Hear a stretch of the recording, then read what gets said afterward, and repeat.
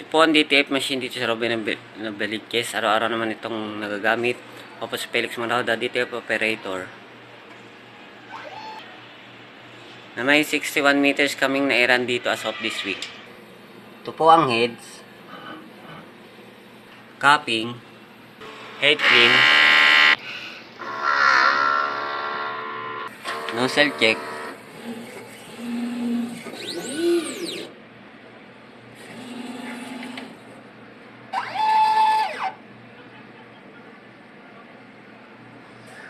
Ang egg system ay tama lang. Missing tank na linis every Friday. Ground wire. EBR. Use ink. Unused ink. Film. Powder. Daily workload. Ito naman po yung nagamit sa cleaning solution. Inventory. Black ink. Magenta. Cyan. Yellow. Powder. White ink. Weekly consumption. Nakagamit tayo ng isang white ink this week.